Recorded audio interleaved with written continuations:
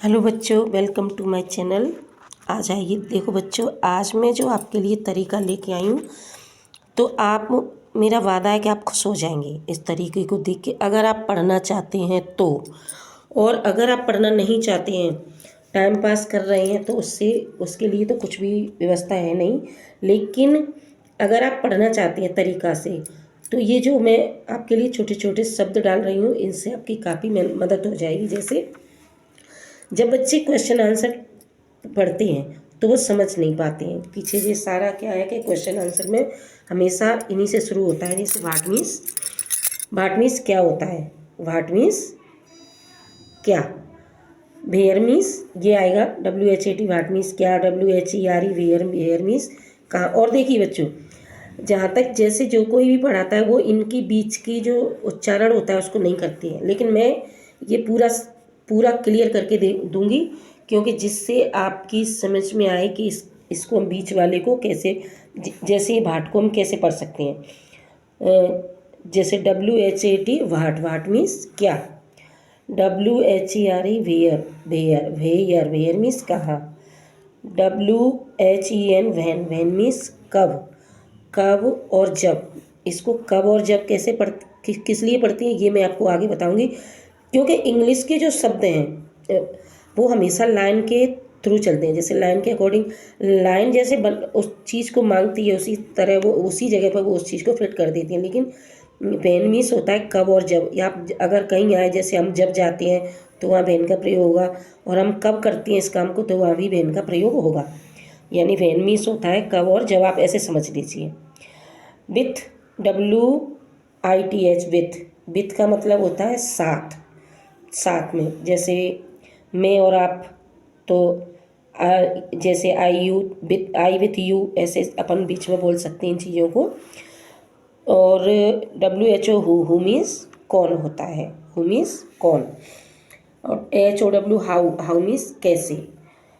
WHY Y means क्यों। तो अगर हमको इंग्लिश पढ़नी है, अगर हम इंग्लिश पढ़ना चाहती हैं, तो ये सारी चीज़ें तो हमारी कंप्लीट होनी ही चाहिए। और ये छोटी छोटी चीज़ नहीं है बच्चों, ये आपके लिए आपकी इंग्लिश को पढ़ने का, बोलने का एक रामबाण हथियार है। क्योंकि आप अगर इसको सीख जाते हैं तो कभी रुकेंगे नहीं। तो देखो बेटा बच्चों, इंग्लिश बनाने के लिए, इंग्लिश पढ़ने के लिए हमें हिंदी की काफ़ी ज़रूरत होती है। अगर हमको हिंदी नहीं आ रही है तो हम इंग्लिश भी नहीं पढ़ सकती हैं। जैसे अंग्रेजी बनाने के लिए हमें हमेशा हिंदी पर ध्यान देना होगा, क्योंकि जिसकी हिंदी कंप्लीट नहीं है, अब जैसे बच्चा, अब मैं क्यों कहती हूँ कि हिंदी कंप्लीट नहीं है तो कैसे करेंगे, क्योंकि बच्चों जो हमारा माहौल होता है, इंग्लिश हम तभी पढ़ सकते हैं जैसे हम उन सारी चीज़ों पर ध्यान देंगे। तो अब अगर हमारा माहौल हिंदी बोलने का, जैसे घर के पेरेंट्स माता पिता हिंदी बोलती हैं, तो हमको भी हिंदी भाषा हमेशा याद रहती है। और अगर हमारे घर के माता पिता आज इंग्लिश बोलते हैं तो बच्चे जल्दी इंग्लिश सीख जाते हैं। पर तुम अगर हिंदी नहीं आती है, इंग्लिश बनाना क्या होता है, हिंदी हमेशा इंग्लिश क्या होता है, हिंदी की अपन को इंग्लिश करनी है। जैसे एक दिन, जैसे हमने हिंदी में लिखा हुआ है एक दिन, तो एक दिन को इंग्लिश में हम कैसे बनाएंगे, 1 डे। एक का क्या मतलब होता है, 1 माने होता है एक, और डे मीन्स होता है दिन। तो फिर हमको पहले एक दिन भी लिखना आना चाहिए, पढ़ना आना चाहिए, फिर हम उसको 1 डे कर सकते हैं, 1 डे। अच्छा, इसके दूसरा एग्जाम्पल ले लीजिए, जैसे अच्छा मित्र।